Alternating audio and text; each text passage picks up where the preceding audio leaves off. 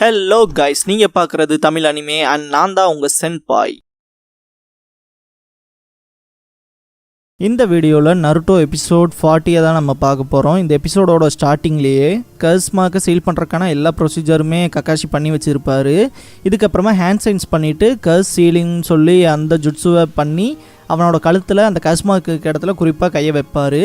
இந்த இடத்துலலாம் சாஸ்கேனால் வழி தாங்க முடியாமல் ரொம்பவுமே கதறுவான்.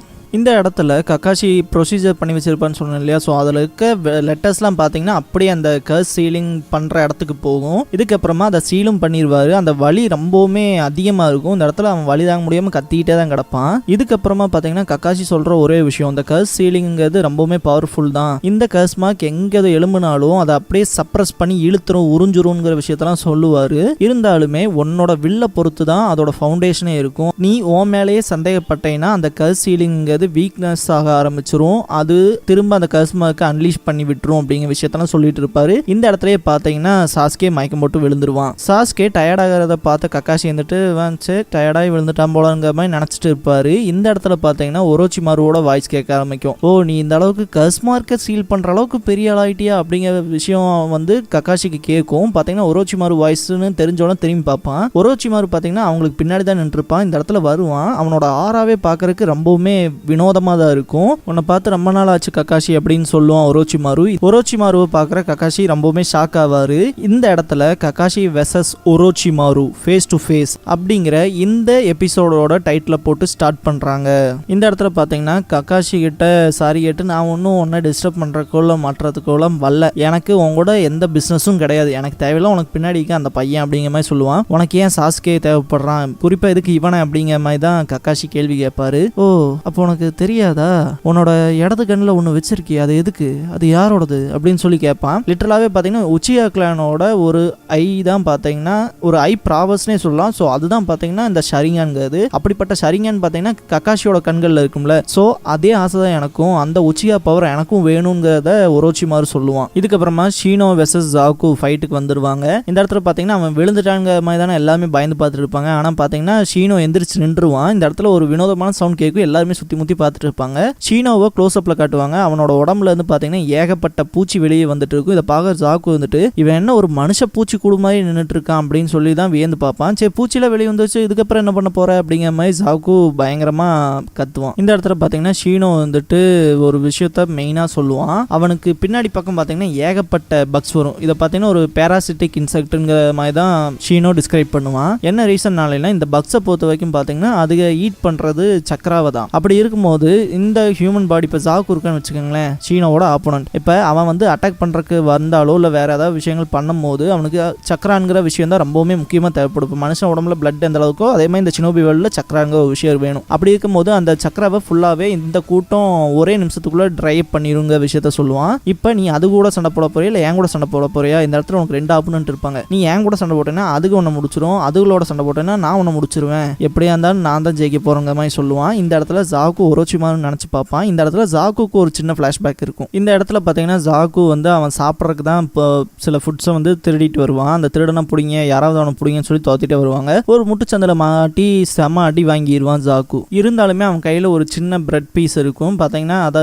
வெறி உண்டு சாப்பிடுவான். இருக்கலே ரொம்ப கஷ்டமான விஷயம், ரொம்பவுமே பெயின் தர விஷயம் என்னன்னா இந்த சாப்பாட்டுக்கே வழி இல்லாமல் போகிறப்ப. இந்த இடத்துல பார்த்தீங்கன்னா ஒரோச்சிமாரு ஜாக்குவை பார்த்துருப்பான். இந்த இடத்துல ஜாக்குவை பார்த்துட்டு எனக்கு உன் கண்கள் பிடிச்சிருக்கு, என் கூட வந்தேன்னா உன்னை ஸ்ட்ராங் ஆக்குறேன் அப்படிங்கிற விஷயத்த சொல்லிப்பான். இந்த விஷயம் பார்த்தீங்கன்னா ஜாக்கு மனசுல ரொம்பவுமே ஓடிக்கிட்டே இருக்கும். ஒரோச்சிமாரு பின்னாடியே போயிடுவான். இதுக்கப்புறமா பார்த்தீங்கன்னா ஒரோச்சிமாருக்கு லாயலா இருக்கணுங்கிற விஷயத்த தான் அதிகமாக திங்க் பண்ணி பார்ப்பான். இதுக்கு முன்னாடி யாரு கூட பேட்டில் பண்ண விஷயத்தெல்லாம் யோசிச்சு பார்ப்பான். வாட்டர் ஃபால் நிஞ்சா கூட பேட்டில் பண்ணி ஜெயிச்சிருப்பான், அந்த விஷயத்தெல்லாம் நினச்சி பார்ப்பான். இதுக்கப்புறமா சாஸ்கே கூட ஃபைட் பண்ணி அவனோட ஆர்ம்ஸ்லாம் உடச்சிருப்பான் இல்லையா, ஸோ அந்த விஷயங்கள் எல்லாமே திரும்ப திரும்ப ரீகால் பண்ணி பார்த்துட்டே தான் இருப்பான். இதுக்கப்புறமா பார்த்தீங்கன்னா ஜாக்கு ரொம்பவுமே டெம்பர் ஆயிடுவான். அதுக்கப்புறமா அவனோட ரைட் ஹேண்டையும் யூஸ் பண்ணுவான், என்ன அண்டர் எஸ்டிமேட் பண்ணாத அப்படின்னு சொல்லிட்டு. இந்த இடத்துல பார்த்தீங்கன்னா எல்லாருக்குமே ஷாக்கிங்காக இருக்கும். ஏன்னா பேட்டிலோட ஃபர்ஸ்ட் ஹாஃப்ல பார்த்தீங்கன்னா எவனோட லெஃப்ட் ஆர்ம் மட்டும்தான் யூஸ் பண்ணுவான், அவனோட ரைட் ஆர்ம் யூஸ் பண்ண முடியாத நிலமையில தான் இருக்கும்னு எல்லாருமே திங்க் பண்ணிட்டு இருப்போம். இந்த இடத்துல அவனோட ரைட் ஆர்மே யூஸ் பண்ணுவான். இந்த இடத்துல யார் ஜெயிக்க போறான்னு பார்த்துடலாங்கிற மாதிரி தான் ஜாக்கு நிற்பான். இதை பார்க்குற கீபாக்லாம் ரொம்பவுமே ஆச்சரியமாக தான் இருக்கும். இவன் என்ன இவனோட ரைட் ஆர்ம்லாம் யூஸ் பண்ணுறான் அப்படிங்கிற மாதிரி. டாசோ பார்த்தீங்கன்னா இந்த விஷயத்தை நோட் பண்ணியிருப்பான். ஃபர்ஸ்ட் பேட்டில் பார்த்தீங்கன்னா வெறும் லெஃப்ட் ஆர்ம் மட்டும் தானே யூஸ் பண்ணியிருப்பான், அது வந்து ஒரு நல்ல டாக்டிக் தான். அவனோட ரைட் ஆர்மும் ஃபர்ஸ்டே விவசாயமாக காமிச்சிருந்தா அதுக்கேற்ற வேலையை ஆப்போனன்ட் வந்து பண்ணியிருப்பான் இல்லையா, அந்த விஷயத்தில் யோசிச்சு பார்த்துட்டு ஒரு நல்ல மூவ் தான்ங்கிற மாதிரி டாசோ நினைப்பான். இந்த இடத்துல ஜாக்கு லிட்டரலாகவே ஷீனோ அண்ட் அந்த பேராசிட்டிக் இன்செக்ட்ஸ் ரெண்டு பக்கமே அவனோட ஹேண்ட்ஸை எய்ம் பண்ணி தான் வச்சிருப்பான். இதுக்கப்புறமா ககாஷி அப்புறம் ஒரோச்சிமாருவோட கான்வர்சேஷனை காட்டுவாங்க. இந்த இடத்துல பார்த்தீங்கன்னா ஒரோச்சிமாரு சொல்கிற விஷயம் என்னன்னா, இந்த ரீசெண்ட் டைம்ஸில் சவுண்ட் வில்லேஜ் வந்து குயிக்காக பில்ட் ஆகுது, டெவலப் ஆகுதுங்கிற விஷயத்தில் கேள்விப்பட்டிருப்பியே, அது என்னோட வில்லேஜ் அப்படிங்கிற மாதிரி சொல்லுவான். நான் உனக்கு சொல்லணும் அவசியம் இல்லை, உனக்கே தெரிஞ்சிருக்குங்க மாதிரி சொல்லுவான். இந்த இடத்துல ககாஷி வந்துட்டு நீயும் உன்னோட இத்து போன ஆசைகளும் அப்படின்பா. இந்த இடத்துல பார்த்தீங்கன்னா ஒரோச்சிமாரு ஒரு சின்ன விஷயத்தை எக்ஸ்பிளைன் பண்ணுவான். இப்போ செஸ் இருக்குன்னா அதில் பார்த்தீங்கன்னா கிங் குயின் இந்த மாதிரியான ஒரு மெயின் கீ பிளேயர்ஸுக்கு முன்னாடி பார்த்தீங்கன்னா இந்த சோல்ஜர்ஸ்னு ஒரு சின்ன பான்ஸை வந்து யூஸ் பண்ணுவாங்க. அந்த மாதிரியான ஒரு டாய்ஸ் தான் வந்து என்னோட டிசைபிள்ஸ்லாம் அப்படிங்கிற விஷயத்த சொல்லுவான். இந்த இடத்துல பேட்டலுக்கு வந்தவங்கலாம் கூட எனக்கு அந்த மாதிரி தான் அப்படிங்கிறத சொல்லுவான். சில விஷயங்களை நான் வச்சிருப்பேன், சில விஷயங்களை தூக்கி போட்டுருவேன் அப்படிங்கிற மாதிரி சொல்லுவான். அதுக்கெல்லாம் முன்னாடி பார்த்தீங்கன்னா ககாஷி வந்துட்டு அந்த வகையில் தான் சாஸ்கே உனக்கா அப்படிங்கிற மாதிரி கேட்பான். இல்லை, சாஸ்கே பொறுத்த வரைக்கும் எனக்கு அவன் சாதாரண ஒரு பானா இருக்க முடியாது, அவன் என்னை பொறுத்த வரைக்கும் எனக்கு ரொம்பவுமே முக்கியமான ஒரு பீஸ் அப்படிங்கிறத ஒரோச்சிமா சொல்லியிருப்பான். இந்த இடத்துல சில விஷயங்களை எல்லாம் நான் தூக்கி போட வேண்டியது இருக்கும் அப்படின்னு சொல்லும் போது பார்த்தீங்கன்னா ஜாக்கு ஃபைட் பண்ணிட்டு இருந்திருப்பான் இல்லையா, இந்த இடத்துல பார்த்தீங்கன்னா அவனோட சவுண்ட் வேவ்ஸே வெளியே வந்திருக்காது. அவனோட ஆர்ம்ஸே பார்த்தீங்கன்னா என்னமோ டேமேஜ் ஆகாம ஃபீல் பண்ணுவான். என் கைகளுக்கு என்னாச்சுன்னு கத்துவான். இந்த இடத்துல தான் ஜாக்குவோட ஹேண்ட்ஸை காட்டுவாங்க. அதில் பார்த்தீங்கன்னா அந்த ஹோல்ஸ்குள்ள நிறைய பூச்சி போயிருந்திருக்கும். இந்த இடத்துல பார்த்தீங்கன்னா ஷீனோ சொல்ற விஷயம் என்னன்னா, நான் வந்து ஏஸ் இந்த ஹோல் அப்படின்னு ஒரு வார்த்தை சொன்னேன்ல, அது எந்த ஹோல்னு உனக்கு மீன் பண்ண தெரியல போலதுக்கு அப்படிங்கிற மாதிரி சொல்லுவான். நான் ஃபர்ஸ்டே உனக்கு சொன்னேனே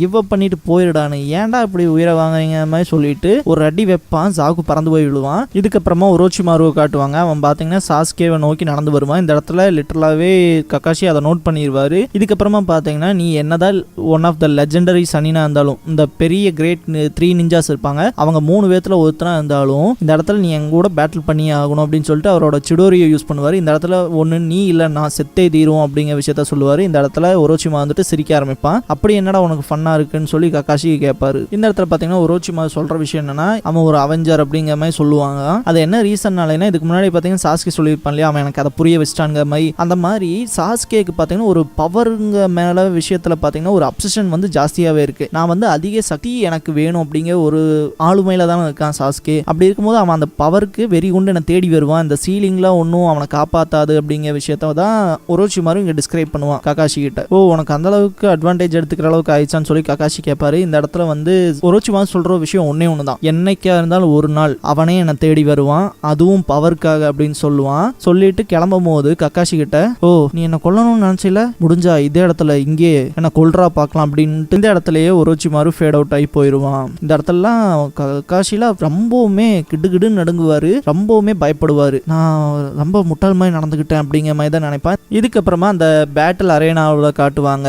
இந்த இடத்துல பார்த்தீங்கன்னா ஜாக்குவோட கைகளை க்ளோஸ் அப்ல காட்டுவாங்க. அங்கங்கே பார்த்தீங்கன்னா பொத்து போய் கிடக்கிற மாதிரி இருக்கும். என்ன ரீசனாலேனா, இப்போ ஒரு இடத்துல இருந்து ஒரு விஷயம் ப்ளோ அப் ஆகுதுன்னு வைங்களேன், வெடிக்க போகுதுன்னா அந்த இடம் அடைச்சிக்கிச்சுன்னா என்ன ஆகும், வேற ஒரு ஹோல்ஸை தேடும் இல்லையா. ஸோ அந்த மாதிரி ப்ளோ அப் ஆன இடங்கள் தான் அது. இதை பார்த்தோன்னே கெக்கோ டிசைட் பண்ணிடுவார், இந்த மேட்சோட வின்னர் ஷீனோ அபுராமேன்னு அனௌன்ஸும் பண்ணிடுவார். கீபா அண்ட் ஹினாட்டா ரொம்பவுமே ஹாப்பியாக இருப்பாங்க. டாசுல பார்த்தீங்கன்னா செம்ம இரிட்டேஷனில் இருப்பான். இதுக்கப்புறமா பார்த்தீங்கன்னா லீ இருந்துட்டு, இது என்ன மாதிரியான டெக்னிக், அவன் என்ன பண்ணான் எனக்கு பார்த்து சொல்கிறேன் அப்படின்னு சொல்லி கேட்பான். அதுக்கப்புறம் நெஜி இருந்துட்டு அவனோட பியாக்குகானை யூஸ் பண்ணுவான். யூஸ் பண்ணி பார்க்கும்போது தான் தெரியும், நான் கூட பக்ஸை வந்து அவன் சமன் பண்ணானோன்னு நினச்சா அந்த பக்ஸ் எல்லாமே அவன் உடம்புக்குள்ளே வாழ்ந்துட்டு இருக்குடா அப்படிங்கிறத சொல்லுவான். இதை கேட்க லீயுமே ரொம்ப ஷாக் ஆவான். இந்த இடத்துல பார்த்தீங்கன்னா காய் வந்து ஒரு விஷயத்த மெயினாக டினோட் பண்ணி சொல்லுவார். அது என்னன்னு பார்த்தீங்கன்னா, இதுக்குன்னு தனிப்பட்ட கிளானே இருக்குது, இவங்களோட கிளானே ஒரு தனிப்பட்ட கிளான் அப்படிங்கிறத வந்து சொல்லுவார், டிஸ்கிரைப் பண்ணுவார். இந்த மாதிரியான கிளான்லாம் பார்த்தீங்கன்னா உலகத்திலேயே இவங்க தான் ஒரு சில பேர் தான் இருக்காங்கிற விஷயத்தையும் சொல்லுவார். இதுக்கப்புறமா நெஜி தான் இருந்துட்டு சொல்லுவான், இது நானும் தான் கேள்விப்பட்டிருக்கேன், இவங்க கிளானை பொறுத்த வரைக்கும் என்ன பண்ணுவாங்கன்னா, அவங்களோட உடம்பையே பார்த்தீங்கன்னா அவங்களுக்கு இப்போ நம்ம ஒரு வீடு கட்டி வச்சிருக்கோம், அது நமக்கு எக்ஸஸாக இருக்குது, அப்போ நம்ம வாடகைக்கு விட்டு அதுக்கான காசை வாங்குவோம் இல்லையா. ஸோ அந்த மாதிரி தான் பார்த்தீங்கன்னா இவங்க அந்த பக்ஸுக்கு வந்து தங்கறக்கான இடத்த கொடுத்துட்டு அதுக்கு ஒரு காம்பன்சேஷனா இவங்களுக்கு பேட்டில் ஹெல்ப் பண்ண வைப்பாங்க. அதே மாதிரி பேட்டில் ஹெல்ப் பண்ணதுக்கு அப்புறமா அந்த ஆப்போனன்ட் இருப்பான் இல்லையா, அவனோட சக்கராஸை ஃபுல்லாக சாப்பிட்றதுக்கு அலோவ் பண்ணிடுவாங்க. அண்ட் அந்த ஒரு ஈட்டிங் விஷயமே பார்த்தீங்கன்னா அதில் ஒரு காம்பன்சேஷன் மாதிரி முடிஞ்சது இல்லையா. இந்த விஷயத்தெல்லாம் பார்த்தீங்கன்னா நெஜி டிஸ்கிரைப் பண்ணுவான். இதுக்கப்புறமா டாசோ சைட் காட்டுவாங்க.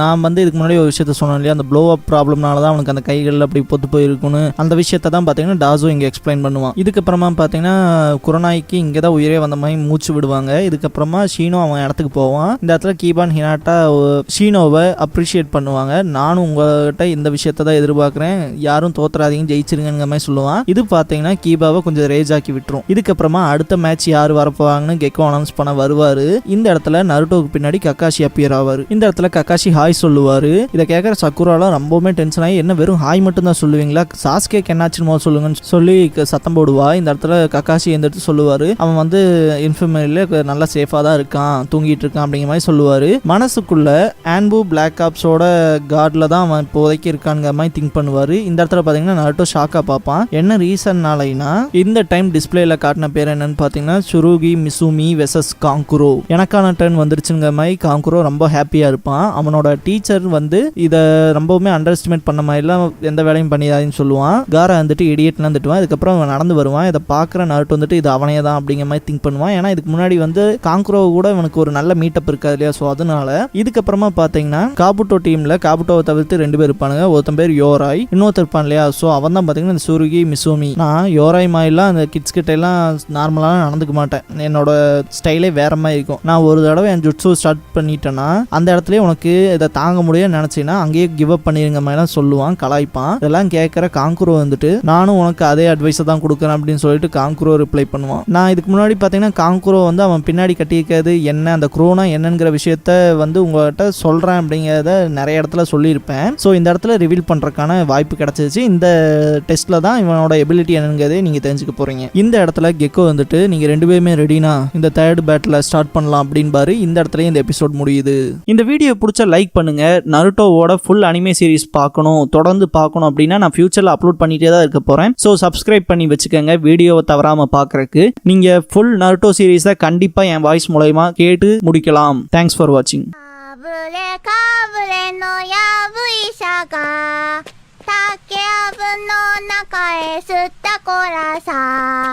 やぶからぼんに吸ったこらさ、やぶれたらぶれた持って吸ったこらさ、やぶれかぶれのやぶいさが